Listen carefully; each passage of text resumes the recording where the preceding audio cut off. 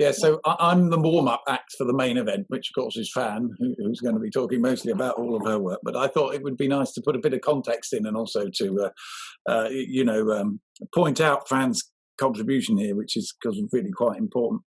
So Campylobacter actually is something that I've been aware of since I was an undergraduate, which is far longer ago than many of those on the call will be able to even imagine.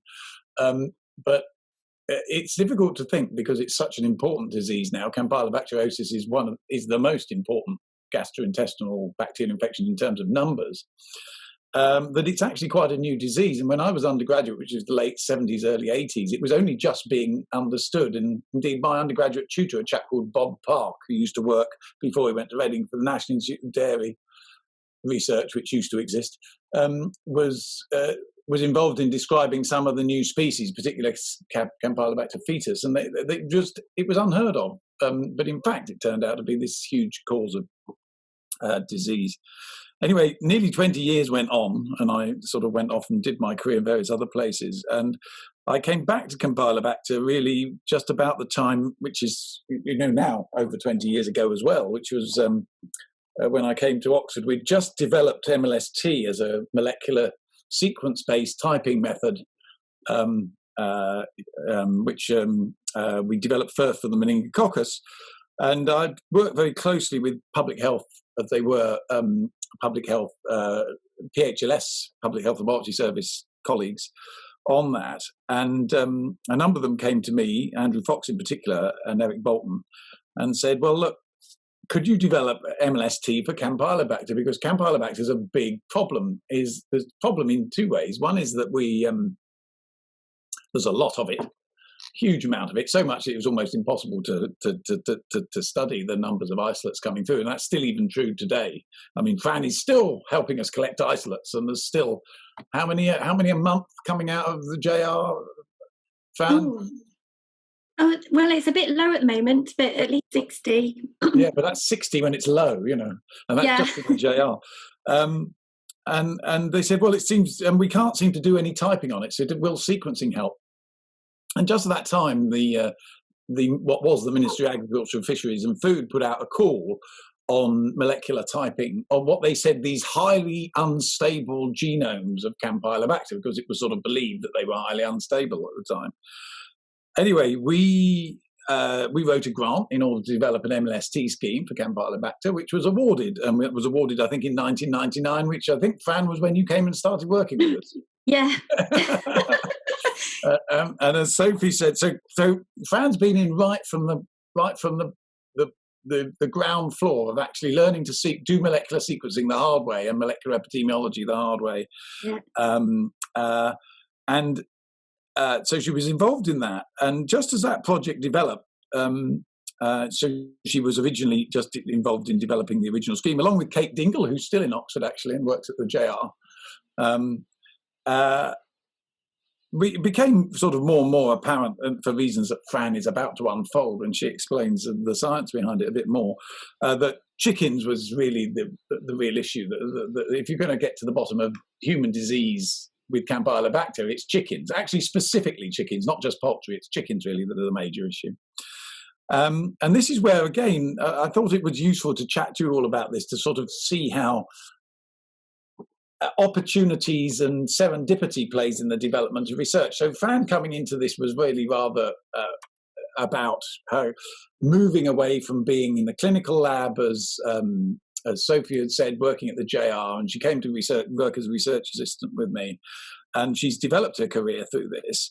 But one of the serendipities about this was that just as we were getting this going, and the Food Animal Initiative, and I'm delighted to see Marion's with us today. Marion was involved in setting up the Food Animal Initiative at Whiteham, and specifically she was starting to get interested in poultry, and she had this project called PINE, Poultry in Natural Environments, which was all about raising the welfare of chickens and raising them in a more of a forestry environment, because they are jungle fowl, obviously. Originally, they were obviously used to being in the jungles. So this gave us an opportunity to start off a program of actually looking, which, following on from the funding that the Ministry of Agriculture then had given us to sort of type these organisms, but actually use that typing. So along with Fran, we Fran was obviously interested in this because of her veterinary interests, but she was also interested in doing a PhD, and she's the most remarkable PhD student she's had, because she's the only PhD student I've ever had, and I've had many, who has done precisely everything I've suggested. This is not a good thing to do. Don't do it, everybody. She ended up with possibly the longest thesis that I've ever seen. But that was a tremendous amount of work, and I never actually imagined that she would do everything I suggested, but that's Fran for you. So she's had an enormous work ethic. Originally with MLST, and then of course we started moving these into genomics. And then another opportunity came along with Marion and with Adrian, and she'll talk about the Aniwa grant, to use some other new technologies.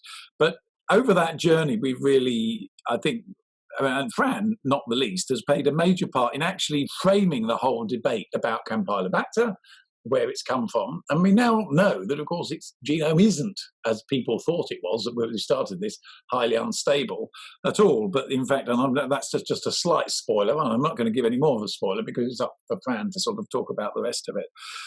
But she's moved, as I say, from being working in the diagnostic labs. She then came to us as a research assistant. She became a DPhil student. She's worked through that and become a postdoc. And she's now she's a stipendiary. She's got a stipendiary position at the college, and she's a non-stipendiary position at the college, and she's got a departmental lectureship and starting to get to the stage of writing her own grants. So I think this also illustrates a sort of how you can make a journey, and journeys through science aren't always the conventional ones. So I'd say that to some of the younger people on the line.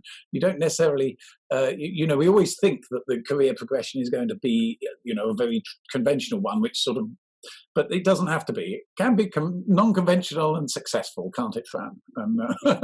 And so over to you. Thank you very much, Martin. Right, so I'm going to talk about genotyping studies and how we've been looking at transmission routes of Campylobacter through poultry. So I'll mention a little bit about humans, but as Martin knows, I don't like to talk too much about humans. I get a bit waylaid with chickens. I will try and remember to mention humans. And then looking at patterns of colonisation in chicken flocks, and also a method looking for multiple carriage of strains. So loosely based around the two papers that we suggested for the journal club. So when we're thinking about our typing systems, you can imagine it a bit like if we're looking at a human population, people look very different. As you can see from the example you've seen here, different colour hair and things like that. But we're also, they may behave differently, so they might support different football teams. And this is kind of the approach that we take when we're doing typing analysis for Campylobacter. So we're looking to see how they're genetically different, but also observing which host animal species they are found most often in. And this is to give you a snapshot of how we believe the Campylobacter population is. So the bright pink big blob circle there is actually Campylobacter coli, and it has one major clonal complex, 828, and a little offshoot there, 1150. So genetic structure is slightly different to Campylobacter jejuni, which is represented by the other circles there. So I kind of imagine it a bit like a galaxy, really. We have big clusters of closely related genotypes, which we call clonal complexes, which are the big dots there. And then also possibly a sampling issue that we can't sample every single Campylobacter out there. We might just see what we would call singletons. So we haven't found any closely related sequence type. And one thing to point out is that there's a couple of clonal complexes, 21 and 45 in the green and the blue there, which we find quite widely distributed between different hosts. And then there's others that, so for example, 177 that are that's on the left-hand side. I only see that in starlings, for example. So this is the human part. This is work done by Ali Cody on the FSA grant. Now, I think some of you might know Alison Cody. I'm sorry to say that she's been ill for a year now, and she recently passed away. So we've been working with her for a very long time, and we and this is her work that I'm presenting to you now. So this is the Fsa study where we follow every single human isolate through the JR hospital in Oxford. And there's two modelling approaches there, but basically we're doing source attribution. We're trying to use models based on genetic typing information from Campy isolates to decide or indicate where the human disease has occurred from. So you can see with both of these models, between 60 to 80% of Campy we think comes from chickens. And despite lots and lots of pressure from the Food Standards Agency to try and reduce levels of Campy in human disease by putting interventions in slaughterhouses, for example, with crust freezing, we see very, very little impact on the actual numbers of human disease cases coming through the hospitals. So this is where my work comes in. From the, when I started my PhD, we were considering all of the different routes that chickens on farms could be coming affected from. So if you read the literature, yes, the prevailing view is that chickens pick up Campylobacter from their environment, and then you have to be quite careful how you define that. So risk factors would include different livestock on the same farm. So potentially times you get on mixed farms with poultry. And then there's a line of thought that flies are a source of infection for Campylobacter, and one of the reasons behind this is that there's a seasonal peak in the summer when flies would supposedly be more active. And then we're interested in looking at how types might be spread from other chickens, which could be horizontal, so on the same farm, or vertical transmission, which isn't very popular theory, but that would be whether parents could pass Campys to their offspring. And the reason this isn't popular is it's very difficult to grow Campy from eggs. You can occasionally get it from the surface, but if you look in the contents of eggs, you probably wouldn't find it. So this is the farm at Whiten that Martin mentioned with the Food Animal Initiative. So we're looking here at free-range chickens. They're basically the worst case scenario, as in they're exposed to all environmental Campys. This farm is quite unusual, and it has a big starling colony on the right-hand side. So starling nest boxes, because we have quite a strong ornithology section of the Zoology department, but it also made it easy to sample lots of starlings. On the bottom right there is a method to catch them. So because we know Campy is genetically diverse, as I've just shown you, we had to catch large numbers of starlings. I think I got over 1,000 in the end. None of them were harmed, by the way. They're very, very clever birds, it turns out. And so we have to sort of entice them down using chick crumb and mealworms there. And that's kind of a spring-loaded net that you have to hide behind a hedge and spring the net and catch them. And then we just took fecal samples. And it's absolutely freezing on the farm in the winter when the birds were most likely to be caught. But these are things we do for science.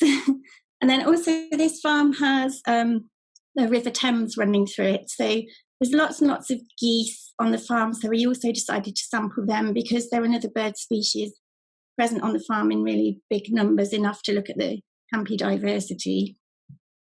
So these are the results we found when we were looking at MLST typing. So that's 7 loci for people that know about typing. But basically you can see that the different colours there represent the Campy strains from the different bird species, and there's almost no overlap at all. So although wild birds are often quoted as a source of Campy for chickens, we can see those that we sampled on the same farm, and particularly starlings would have access to where the chicken flocks were. We see no overlap at all, pretty much.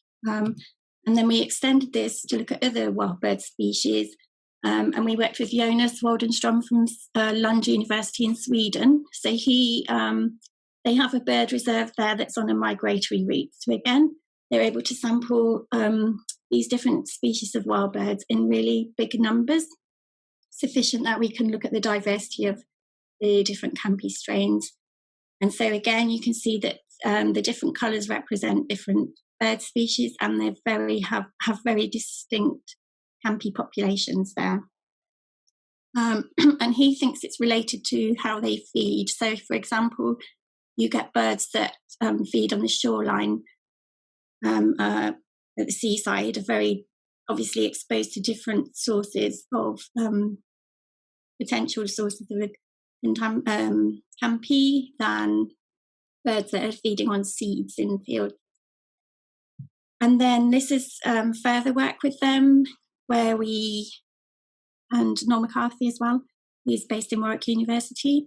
So this is a genetic tree, comparing the genotypes of the different Campys isolated from different countries. So if you look sort of mid-bottom of the slide there, you can see that starlings from the UK match actually exactly with the genotypes of Campy from starlings in the UK, match exactly with the starlings types isolated in New Zealand, and they're also extremely close to starlings from Sweden. But on the top left there's the chicken flocks from the same farm. You can see how distinct they are.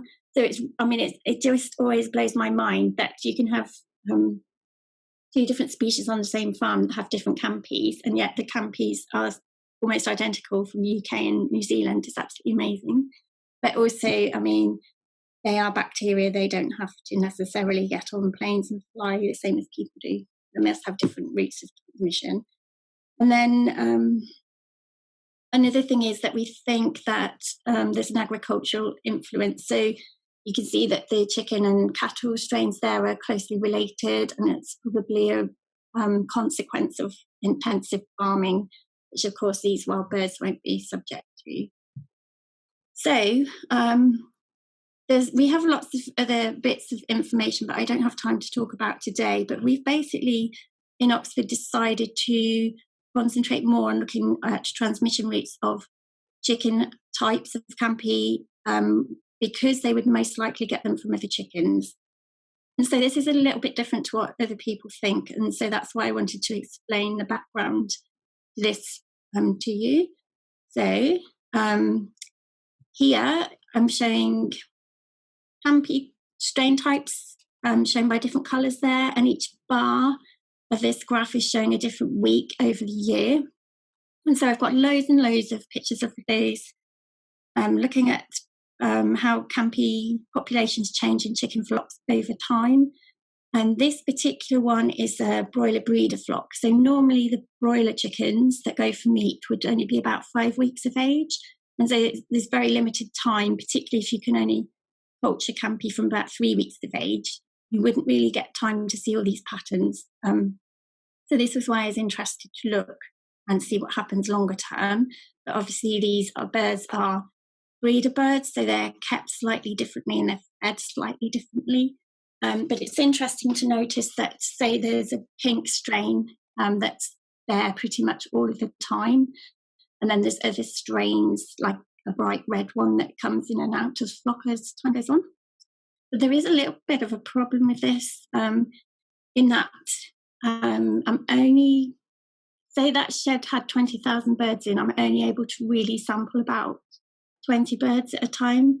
So what we would do is just pick up fresh fecal samples from different areas of the shed, again, to try and get the most diverse Campy populations that we can.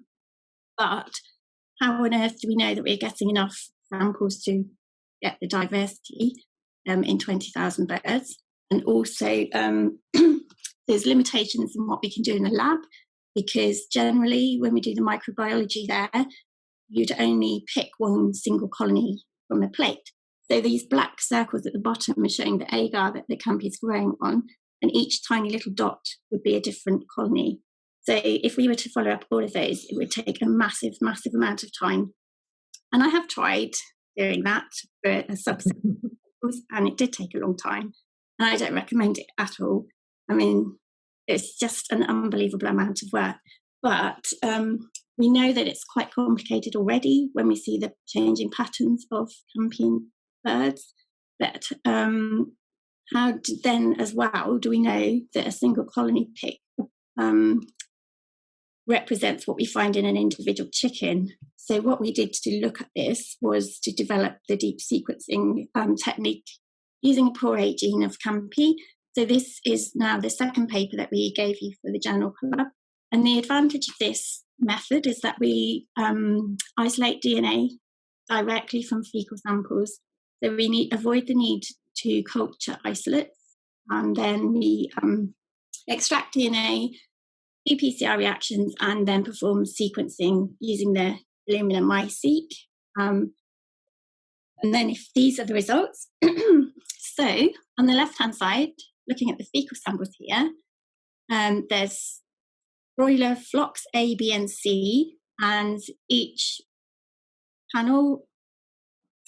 bar represents an individual bird from a flock.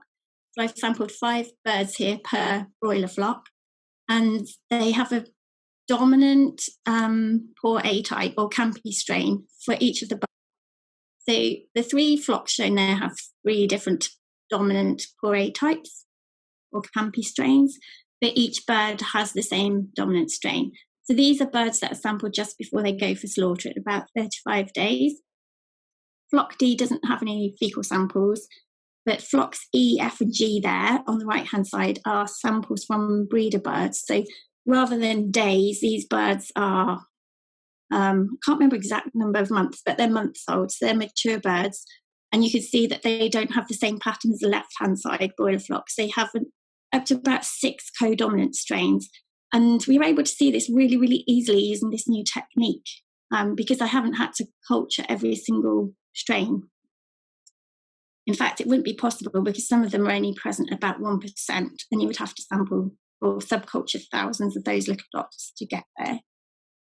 And then we were interested to see how it compares with culture. So the top panel is showing the deep sequencing results that I just showed you. And then directly underneath is what we recovered when I did try and do multiple colony picks from birds.